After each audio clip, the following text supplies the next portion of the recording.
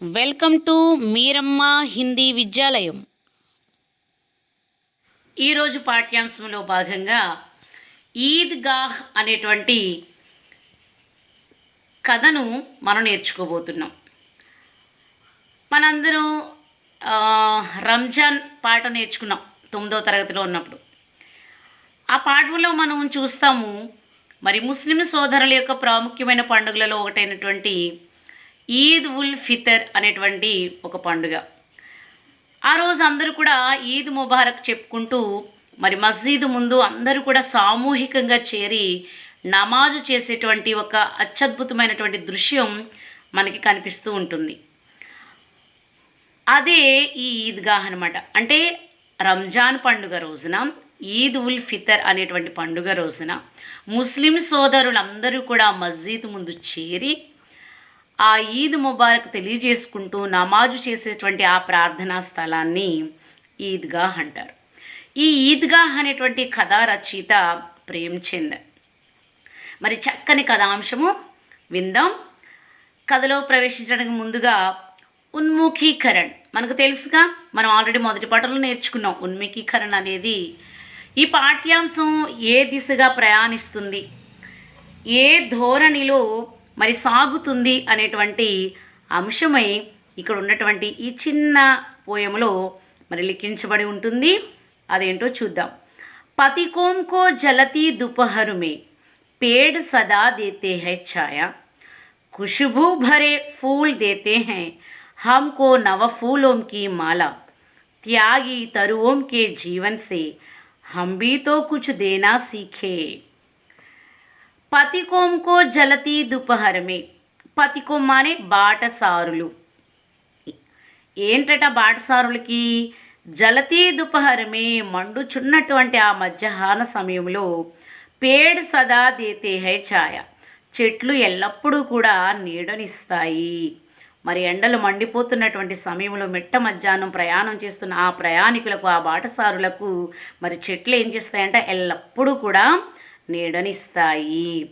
Khushbu భరే pool దేతే high, అంతేకాదు మరి పరిమళ సువాసన భరితమైనటువంటి ఆ యొక్క సువాసనలు కూడా, ఆ సువాసనలతో ఉండేటువంటి ఆ పూలను కూడా ఇస్తాయి.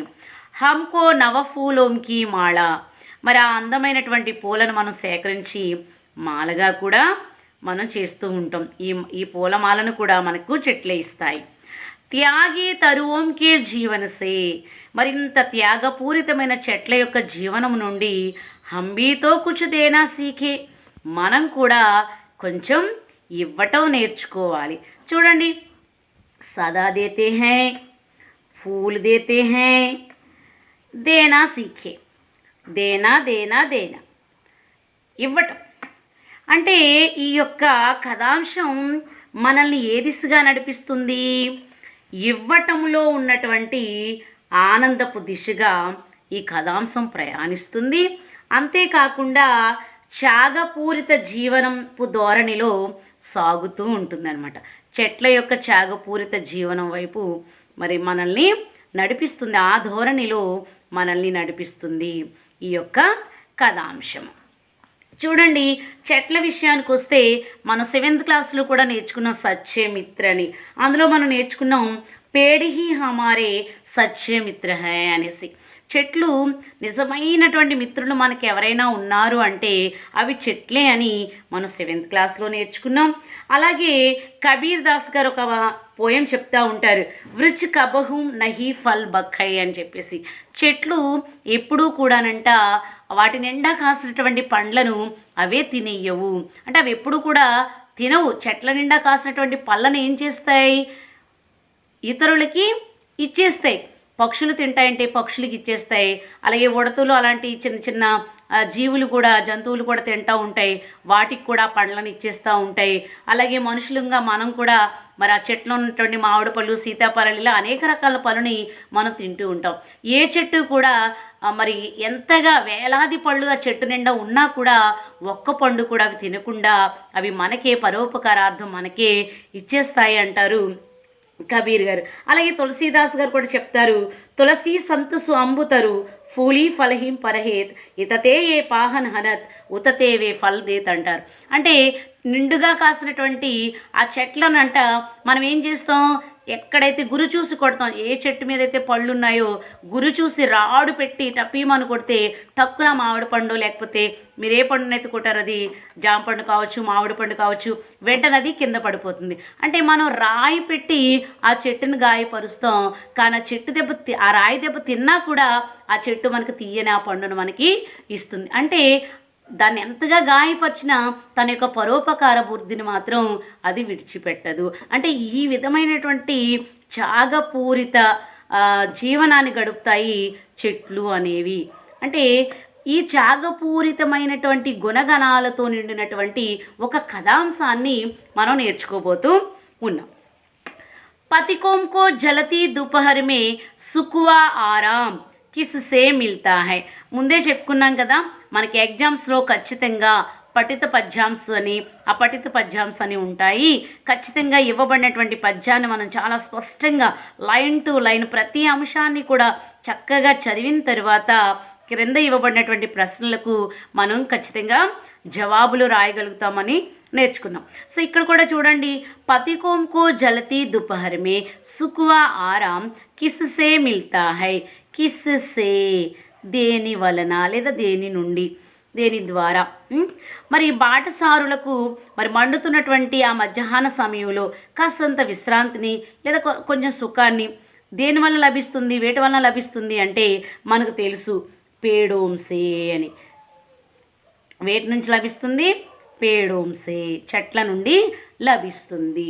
ఖుష్బూ భరే ఫూల్ హమే క్యా దేతే హై. మరి పరిమళంతో నిండినటువంటి పూలు మనకి ఏమిస్తాయి అంటే నవ ఫూలోంకి మాల. ఏమిస్తాయి మనకి, నవ ఫూలోంకి మాల. ఈ సుగంధభరితమైన పువ్వులన్నీ కూడా మనకు ఒక చక్కటి నవ ఫూలోంకి మాలను, ఆ యొక్క పూలమాలను మనకి అందిస్తాయి. హంబీతో కుచ్ దేనా సీఖే కవినే ఐసా క్యోం కహా హోగా. మరి ఏమంటున్నారు ఇక్కడ, హంబీతో కుచ్ దేనా సీఖే మనం కూడా కొంచెం ఇవ్వటం నేర్చుకోవాలి అని. క్యోం అనే ఎందుకు, కవినే ఐసా క్యోం కహా హోగా. కవి గారు ఎందుకని అలా చెప్పుంటారు, ఎందుకు చెప్పుంటారు మనకు తెలుసు కదా, పేడ్ పరోపకారి హే. మనకి చూసుకున్నాం ఇందులో పరోపకారి గుణం బాగా ఉంది. సో ఒకటే చెప్తాం, పేడ్ పరోపకారి హే బురాయికే బదలే మే బలాయి హీ కర్తే హై. మరి మనం వాటికి చెడు చేసినా కూడా అవి మనకి మంచి చేస్తాయి. హమే భీ దూసరోంకో పరోపకరణ చాహే. మనం కూడా మరి ఇతరులకి మనం కూడా మేలు చేయాలి, పరోపకారం చెయ్యాలి అనేటువంటి విషయాన్ని మనం నేర్చుకుంటూ ఉన్నాం. ఇక్కడ రాసిద్దాం, ఒక 3 సెంటెన్సెస్లో రాద్దాం చక్కగా. पेड़ परोपकारी हैं, फर्स्ट पेड़ परोपकारी हैं, पेड़ परोपकारी हैं। और दूसरा वाक्य क्या होता है, बुराई के बदले में, बुराई के बदले में भलाई ही करते हैं, भलाई ही करते हैं। इसलिए हम भी दूसरों को परोपकार करना चाहिए। ఉద్దేశం మానే ఈ కథాంశం యొక్క ఉద్దేశము ఏమిటి? ఈద్గాహ్ అనేటువంటి ఈ చక్కని కథను మనకివ్వటంలో ఉన్నటువంటి ఉద్దేశం ఏంటి? कहानी विधा की भाषा शैली से परिचित कराते हुए छात्रों में कहानी लेखन कला का विकास करना और त्याग, सद्भाव व विवेक जैसे संवेदनाशील कर्तव्य बोध संबंधी गुणों का विकास करना और बड़े बुजुर्गों के प्रति श्रद्धा व आदर की भावना का विकास करना है। మరి పాఠ్యాంశం యొక్క ఉద్దేశం ఏంటి? కహానీ విధాకి భాషా శైలి సే, మరి కహాని అనేటువంటిది అంటే కథను రచించటంలో, అంటే ఒక అంశాన్ని కథారూపంలో రాయడానికి ఆ యొక్క భాషా శైలిని, అంటే ఈ భాష ఏ రకంగా ఉండాలి, సరళంగా ఉండాలి, సుస్పష్టంగా ఉండాలి, ఇలాంటి అంశాలన్నింటినీ కూడా మనకి పరిచయం చేస్తూ ఛాత్రో మే విద్యార్థులైనటువంటి మీ అందరిలో కూడా కహానీ లేఖన్ కళాక, మరి మీ అందరూ కూడా చక్కగా మీకు నచ్చినటువంటి విషయాలపై కథలను ఏ విధంగా రాయాలి, ఈ కథ రాసేటువంటి కళను మరి మీలో అభివృద్ధి చేయడానికి, మీలో వికసింపజేయడానికి, అంతేకాకుండా త్యాగము, సద్భావము, వివేకము, ఇలాంటి సమయస్ఫూర్తితో కూడినటువంటి అనుభూతిని, మరి ఆ యొక్క కర్తవ్యాన్ని కూడా కర్తవ్యానికి సంబంధించినటువంటి మంచి గుణగణాలని మరి మీలో అభివృద్ధి చేస్తూ బడే బుజుర్గంకే ప్రతి, మీకన్నా వయసులో పెద్దవారి పట్ల, అలాగే వృద్ధుల పట్ల మనం ఏ విధంగా శ్రద్ధను చూపించాలి, ఏ విధంగా ఆదరణ భావం లేదా గౌరవ భావాన్ని మరి ఏ విధంగా వాళ్ళ పట్ల ప్రేమపూర్వకంగా, ఆదరణపూర్వకంగా, గౌరవపూర్వకంగా మనం వాళ్ళ పట్ల ఎలా మసులుకోవాలి అనేటువంటి ఒక గొప్ప తత్వాన్ని మీలో అభివృద్ధి చేయడానికి లేదా వికసింపచేయడానికి అలాంటి ఉద్దేశంతో మరి యొక్క ఈద్గాహ్ అనేటువంటి కహానీని మనకి ఇవ్వటం జరుగుతుంది. ఇక విధా విశేషలోకి వచ్చినట్లయితే ఈ యొక్క విధా విశేష కథా విధా అని చెప్పుకున్నాం కదా. कहानी शब्द कह धातु के साथ आणीकृत प्रत्यय जोड़ने से बना है. कह का आशय कहना से है, किसी घटना या बात का सुंदर ढंग से प्रस्तुत किया जाना ही कहानी है. इस कहानी में दादी व पोते का मार्मिक प्रेम दर्शाया गया है. इसमें कथन व संदर्भ वातावरण का सजीव चित्रण है. इसमें बाल्यावस्था की निर्मल भावनाओं का सुंदर प्रतिबिंब दर्शाया गया है. विधा विषय కహానీ శబ్ద, అసలు ఈ కహానీ అనేటువంటి ఈ శబ్దమట కెహ్ అనేటువంటి ధాతుకే సాత్, ధాతు అంటే మూల రూపము, మూల రూపం అంటే చూడండి ముడి పదార్థం లాంటిది అనమాట మూల రూపం కెహ్ అనేటువంటిది. ఈ కెహ్ అనేటువంటి ధాతు రూపంతో పాటు ఆని అనేటువంటి కృత ప్రత్యయ జోడ్నేసే బనా హై. అసలు మనకి ఇక్కడ కృత ప్రత్యయ అంటున్నాడు. ముందు మనకు ప్రత్యయ ఏంటో తెలియాలి కదా, ప్రత్యయ అంటే ఏంటో తెలియాలి, ఆ ప్రత్యయలో మరలా కృత ప్రత్యయ ఏంటో తెలియాలి. ఈ విషయాలు రెండు తెలిసినప్పుడే మనకి ఈ కహానీ గురించి బాగా తెలుస్తుంది అనమాట. సరే, ముందు మనం ప్రత్యయ ఏంటో నేర్చుకుందామా. ఎందుకంటే ఇక్కడ ప్రత్యయ అనేటువంటి పదం వచ్చిందంటే ఖచ్చితంగా భాషాకి బాతులో మిమ్మల్ని కంపల్సరీ ప్రత్యయ గురించి వ్యాకరణాంశాలు కంపల్సరీ అడగడం జరుగుతుంది. మొదటగా మనం प्रत्यय माने क्या है, जो शब्दांशों के अंत में लगकर उनके अर्थ में विशेषता ला देते हैं, वे प्रत्यय कहलाते हैं.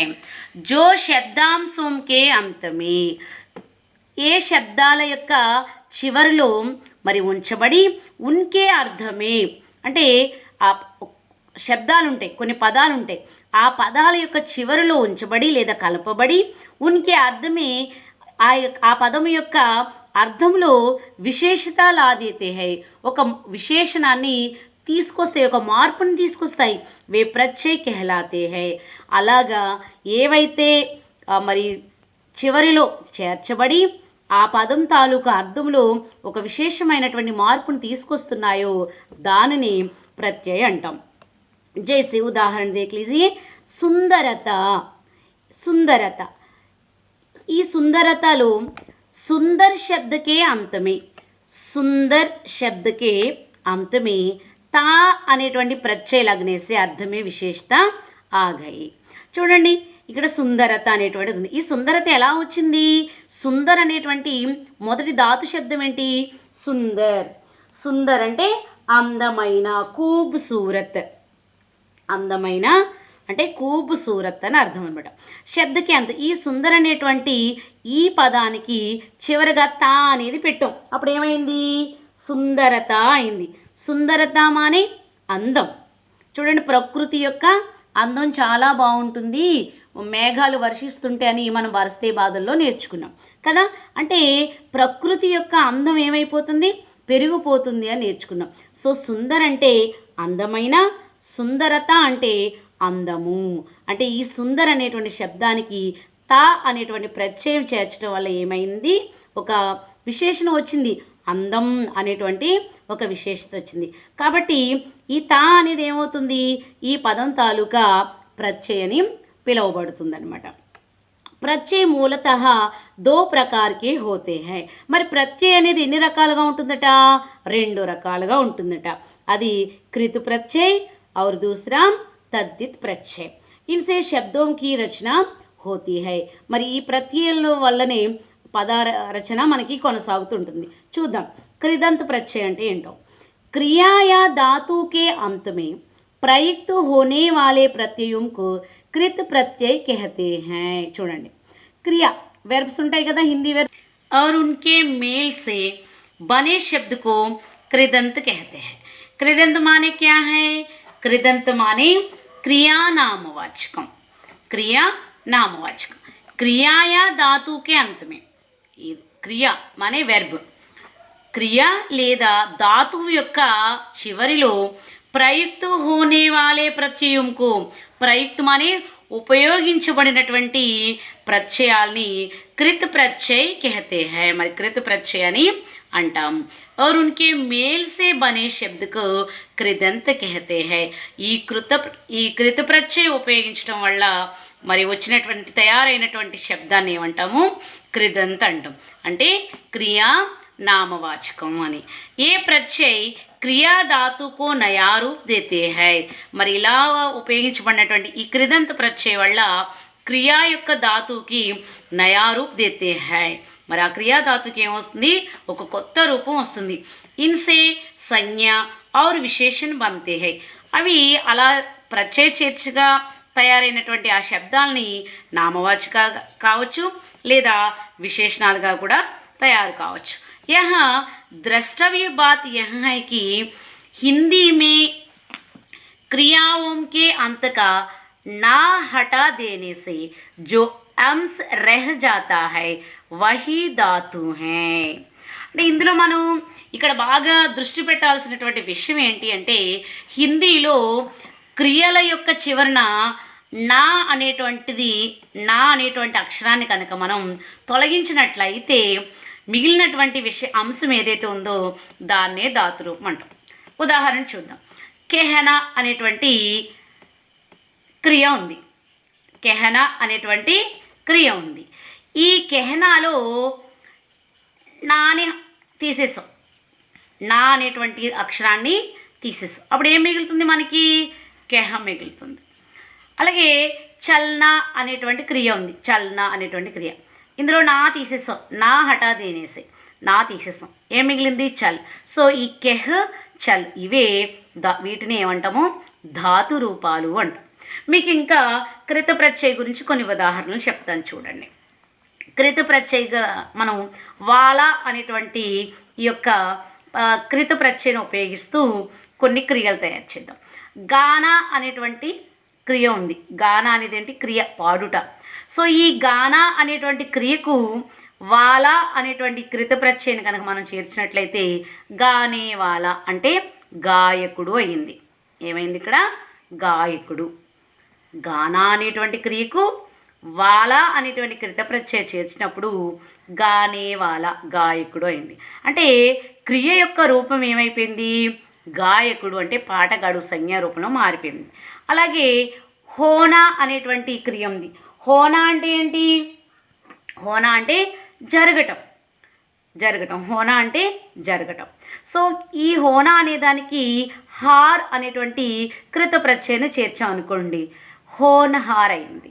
హోనహార్ అంటే ఏంటి, తప్పకుండా జరిగేది అని, తప్పకుండా జరిగేది అంటే తప్పకుండా జరుగుతుందంటే ఏంటి, విశేషణంగా అది మనకు చూపిస్తూ ఉంటుంది. అలాగే ఇక్కడ మనం చూసినట్లయితే వయా అని ఉంది, వయ్యా ఈ కృత ప్రత్యయ కనుక ఖేనా, ఖేనా అంటే ఏంటి మనకి పడవ నడపటం, ఖేనా అంటే పడవ నడపటం అన్నమాట. మరి ఈ ఖేనాకి వయ్యా అనేటువంటి కృత ప్రత్యయనం చేసినట్లయితే ఖేవయ్యా అయింది. ఖేవయ్యా, ఖేవయ్యా అంటే ఏంటంటే పడవ నడిపేవాడు, పడవ నడిపేవాడిని ఏమంటాం, ఖేవయ్యా అంటాం. సో ఆ రకంగా కృత ప్రత్యయ కనుక మరి దీనికి యాడ్ అయినప్పుడు ఏమైంది, అదొక పడవ నడిపేవాడుగా మారిపోయింది. పడవ నడుపుడు కాస్త పడవ నడిపేవాడుగా మారిపోయింది. అంటే ఈ చిన్న ప్రత్యయం ఏం చేస్తుందంటే అక్కడ ఉన్నటువంటి క్రియలో కానీ లేదా సంజ్ఞలో కానీ అక్కడ ఏదైనా ధాతు రూపంగా ఉన్నప్పుడు దాన్ని ఏం చేస్తుంది అంటే ఒక విశేషణంగా కానీ లేదా సంజ్ఞగా కానీ మార్చేస్తుందని మన సూత్రంలో చూసిన విధంగా చేస్తుంది అనమాట. అలాగే చూడండి, ఇక్కడ ఇయా అనేటువంటి క్రియ ప్రత్యయింది, చలన అనేటువంటి ఒక క్రియ ఉంది. చలన అంటే ఏంటి?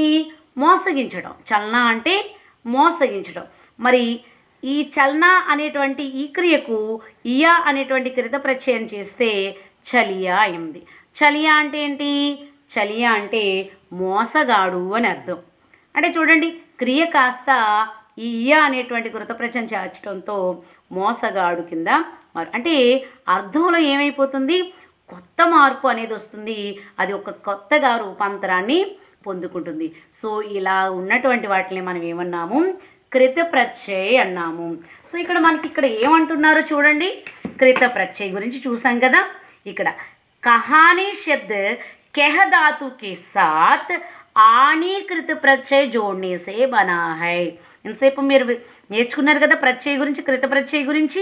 ఈ కృత ప్రత్యయం ఏంటి? ఆని అనేటువంటి కృత ప్రత్యయాన్ని మరి ఇక్కడ కెహ్ అనేటువంటి ధాతుకి చేరిస్తే ఏమైంది? కహాని అయిందనమాట. ఇంతకీ కెహక ఆశయ. కెహ్ అంటే ఆశయం అనే ఉద్దేశం. కెహ్ అంటే ఉద్దేశం ఏంటి? చెప్పుట. కెహనాసే హై. కెహ్ అంటే कहनाम అని చెప్పుట. किसी घटना या बात का सुंदर ढंग से प्रस्तुत किया जाना ही कहानी है. మరి ఏదైనా ఒక సంఘటనను కానీ లేదా ఒక విషయాన్ని కానీ అందమైన పద్ధతిలో దాన్ని ప్రస్తుతీకరించినట్లయితే అది కహానీ అవుతుందన్నమాట. इस कहानी में दादी व पोते का मार्मिक प्रेम दर्शाया गया है. మనం చెప్పుకోబోతున్నటువంటి ఈ యొక్క ఈద్గాహ్ కహానీలో మరి దాది అంటే తెలుసు కదా, నాన్నమ్మ. అలాగే పోతే మనవడు. మరి ఒక నాన్నమ్మ మనవళ్ళ మధ్య ఉన్నటువంటి ఒక మార్మిక ప్రేమ. అంటే మార్మిక ప్రేమ అంటే ఏంటి? గుండె లోతుల్లో ఉన్నటువంటి ఒక చక్కటి ప్రేమ. ఆ ప్రేమకి మాటలు ఉండవు, భాష ఉండదు, కానీ అది మనకి స్పష్టంగా కనిపిస్తుందనమాట, కనిపించడం మాత్రం. సో ఇలాంటి యొక్క మార్మికమైన ప్రేమ మనకి ఈద్గాహ్ అనేటువంటి ఈ స్టోరీలో కనిపిస్తూ ఉంటుంది. ఇస్మే కథన్ వా సందర్భ్ వాతావరణ కా సజీవ చిత్రణ హై. మన ఇందులో కథాంశం కానీ లేదా సందర్భం కానీ లేదా ఈ కథలో ఉన్నటువంటి వాతావరణం కానీ మరి సజీవంగా కళ్ళకు కట్టినట్లుగా మనకి కనిపింపజేస్తారు ప్రేమ్చంద్ జీ గారు. ఇస్మే బాల్యావస్థ నిర్మల్ భావన ఉన్కా సుందర్ ప్రతిబింబ దర్శాయా గయా హై. మరి బాల్యావస్థ అంటే బాల్యం తెలుసు కదా, పసితనం. అంటే పిల్లలు బాల్యావస్థలో ఉంటారు కదా. మరి బాల్యావస్థలో ఉన్నటువంటి పిల్లల యొక్క హృదయాలు ఎంత నిర్మలంగా ఉంటాయో, వాళ్ళ యొక్క ఆలోచనలు ఎంత స్వచ్ఛంగా నిష్కల్మషంగా ఉంటాయో, ఈ యొక్క నిష్కల్మషమైన నిర్మలమైన భావాలని చాలా అందంగా మరి ప్రతిబింబ దర్శనం. అంటే అద్దంలో చూసుకుంటే చూడండి, మనం చక్కగా రెడీ అయ్యి అద్దం ముందు నిలబడ్డాం అనుకోండి, మనం ఎలా ఉన్నామో అలాగే కనిపిస్తాం కదా అద్దంలో చాలా స్పష్టంగా.